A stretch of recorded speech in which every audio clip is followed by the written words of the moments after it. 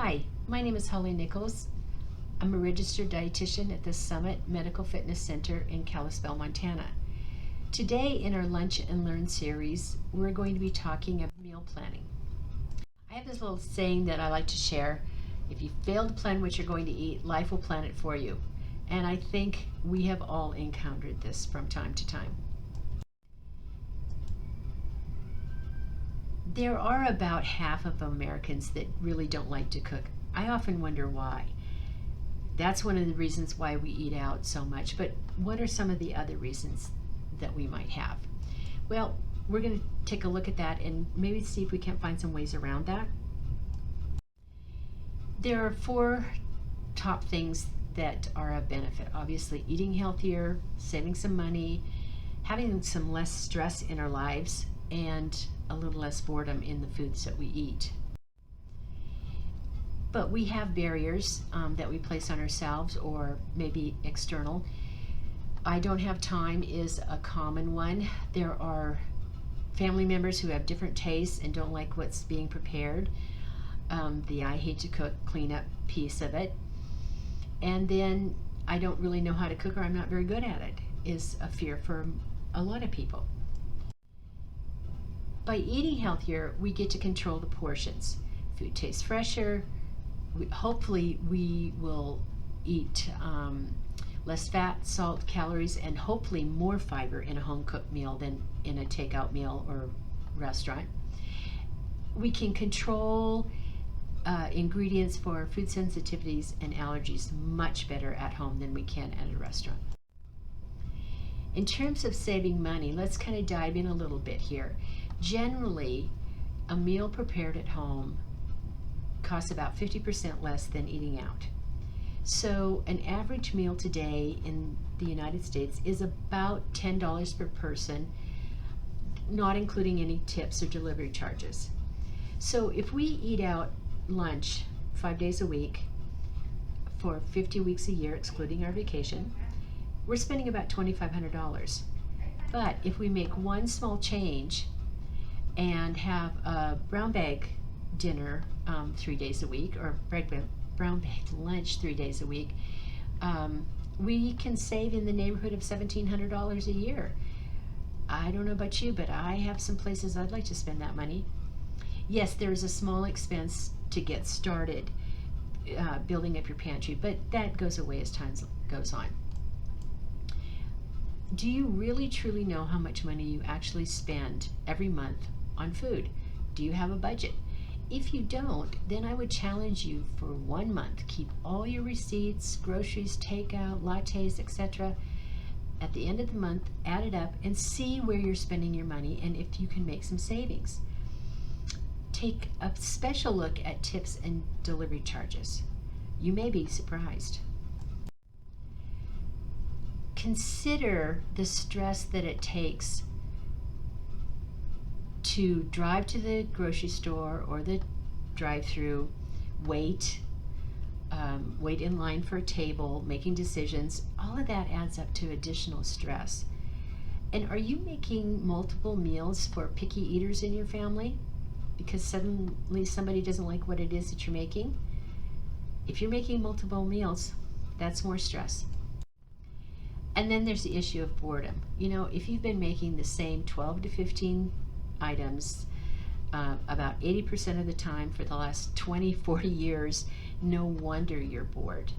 So find a recipe for something that you've always wanted to try or a new recipe that meets your health goals and swap that out for something that you've been making that you really don't like, but you're making it because it's been quick and easy. This could also be a chance to explore your creative side. It's just a thought. I don't have time is the most common barrier that people have. And going back to a previous slide, think about how much time you actually spend obtaining an evening meal when you could have gone directly from work to home and bypassed all of that. The next time you do it, keep track of how much time you actually spent and then multiply that by how many times a week you're doing it. I think you might find that you can find some more time for yourself. when it comes to family food issues, we know that if people get a choice in what they are going to eat, there's less pickiness and less, kind of meltdowns because they're not getting what they want. So you as the cook may end up making less meals. You've got to get control of making multiple meals. It causes so much stress in people's life. I see it every single day. And then again, you get that control over ingredients, so you don't have to worry about sensitivities and allergies as much at home as you do in a restaurant.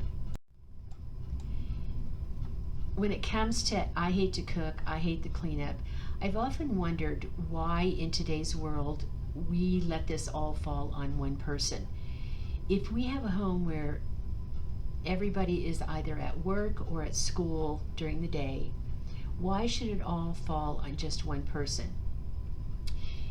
Please ask for some help.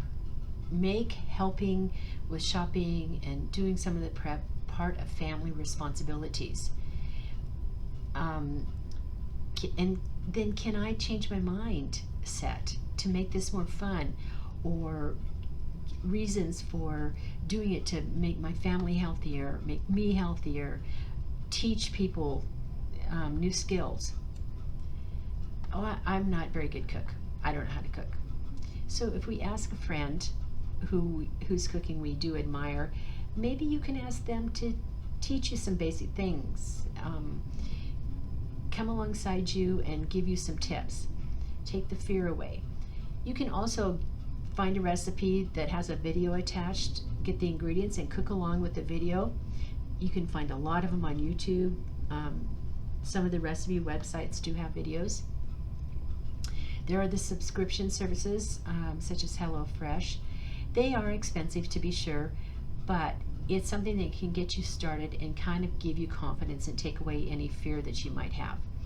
Save those recipes you like and you've got some good things coming up. There are some bonus benefits, I think, to doing this, and one of them is lessons that we learned from the pandemic. We need those cooking skills. There will be times when restaurants are shut down like they have been for the past year in some places. And what we get from that is that we get to develop the next generation of cooks, which leads to a healthier country. Cooking together, eating together is a very communal thing.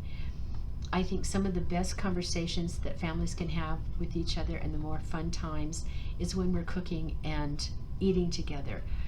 We already know that there's tons of research out there that says eating together is linked to less obesity, kids doing better in school, and less substance abuse. I think these are things that we can all agree are good for our families. And you know what? You can also indulge in a craving. Let's say you haven't had Moroccan food for a long time and you want some. Find a recipe. Why not? You do need to look at your schedule and family schedules.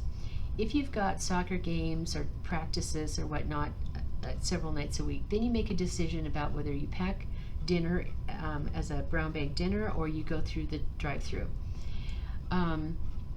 There is a big secret to meal planning, though. You only need to do the evening meal.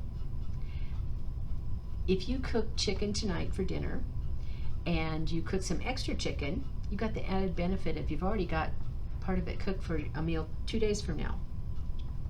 Start the meal planning process slowly, kind of just do 1 or 2 meals a week and then build up from there.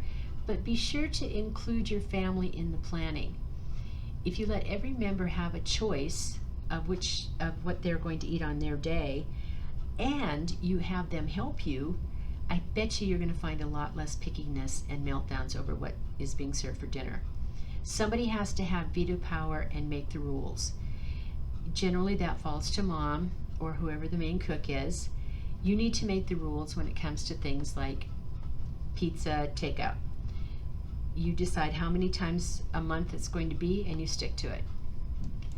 And then there is an app for everything today, certainly meal planning. There are some that even ask you what ingredients you've got and will shoot out a recipe for you.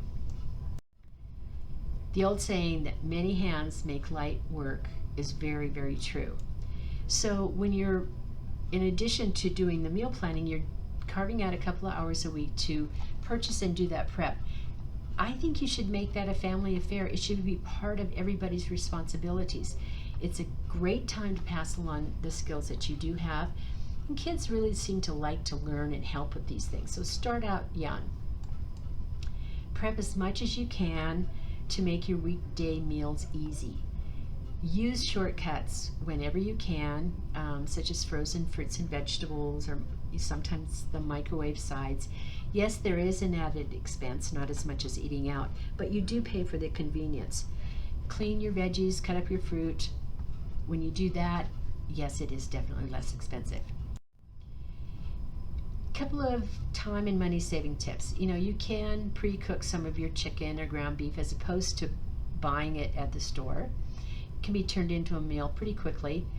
Pre-cooking legumes, your beans, lentils, whole grains, those things can be cooked up and frozen, and I promise you, they thaw out very quickly. And there is a big cost per serving difference between canned pinto beans and dried pinto beans that you've cooked off yourself. Check it out. The slow cooker is a cook once, eat more than one time great tool. Putting something like a pork shoulder in with some seasonings, cooking it up, having it at the end of the day, turning that one part of that into a meal, and then putting the rest into the freezer for meals later in the week or next week. Instapots, air fryers are also great tools. Sheet pan dinners and one-pot meals are some of the easiest things to make, and they usually take less than 30 minutes, more times than not, and they're pretty easy to find online. So if you have more questions or would like some additional information, please feel free to contact me, and be sure to click to the next slide for some of my favorite recipe sites. Thank you and have a great day.